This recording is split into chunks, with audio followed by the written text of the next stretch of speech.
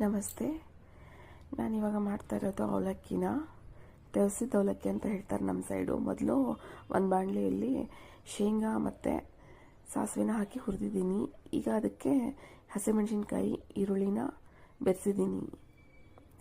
ಅದನ್ನ ಸ್ವಲ್ಪ ಹುರ್ಕೊಂಡು ನೆಕ್ಸ್ಟ್ ನಾವು ಒಂದು ಟೊಮೆಟೊನ ಹಾಕಬೇಕು. ಈಗ ಆ ಟೊಮೆಟೊನ ಕಟ್ ಮಾಡಿಕೊಂಡು ಟೊಮೆಟೊನ ಹಾಕ್ತಾಯಿದ್ದೀನಿ. ಸ್ವಲ್ಪ ಉಪ್ಪು ಹಾಗೆ ಒಂದು ಚಿಟಿಕೆ ಅರಿಶಿನ ಹಾಕಬೇಕು. ಅದಕ್ಕೆ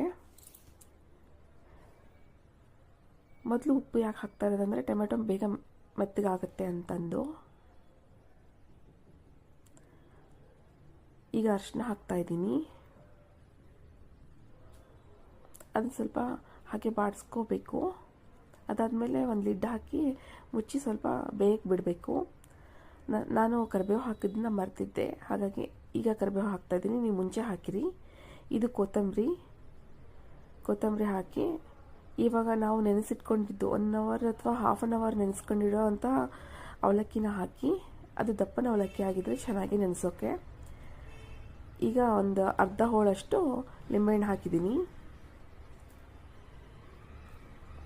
ಇದು 2 ಸಲ ಹಾಕಿದ್ದೀನಿ ನಾನು, ಇದರಲ್ಲಿ ಒಂದೇ ಸಲ ತೋರಿಸ್ತಾ ಇದ್ದೆ ವಿಡಿಯೋದಲ್ಲಿ.